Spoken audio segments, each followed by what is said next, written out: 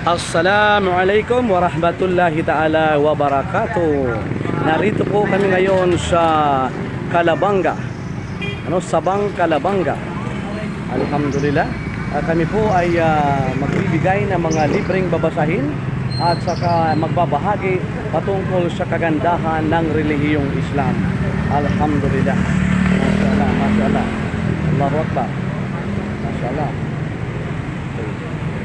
Tagapaglikha ang namamahala sa atin, sa Kanya tayo magsisipagbalikan. Wa inna illa rabbina lamunqalibun, talaga sa Panginoon tayo ay magsisipagbalikan. Huwag natin hayaan na dumating sa atin ang katapusan ng ating buhay na hindi ka pa nagbabalik loob, sapagkat ang sino mang hindi nagbalik loob para sa Kanya ay kaparusahan sa impyernong apoy.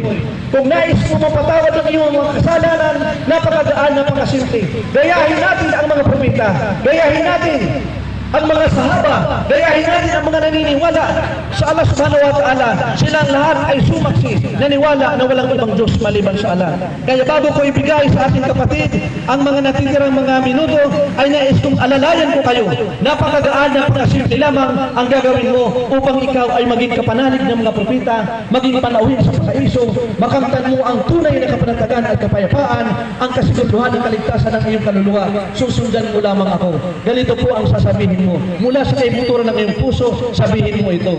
Ulitin mo ito. Ashhadu an la ilaha illa Allah wa ashhadu anna Muhammad Rasul Allah.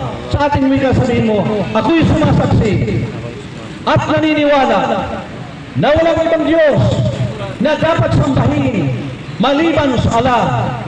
Ako'y sumasaksi at naniniwala na si Propeta Muhammad ay huling sugo ng Allah. Takbir!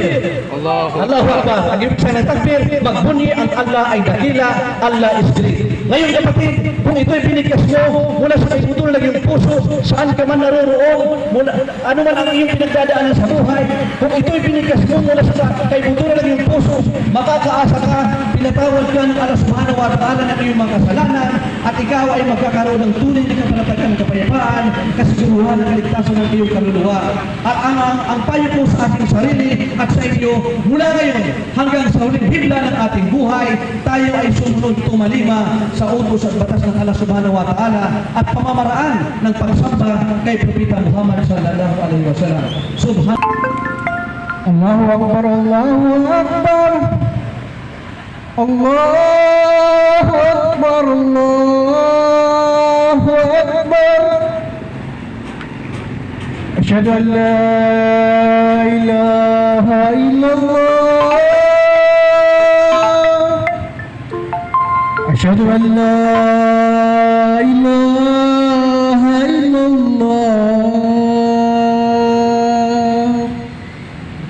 asyhadu anna Muhammadar Rasulullah,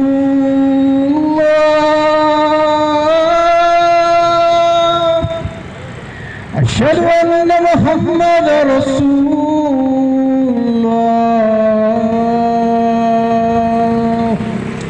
Hayya 'alas salah,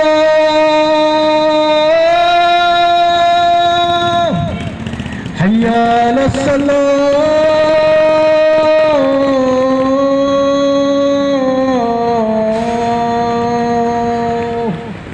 hayya 'alal falah,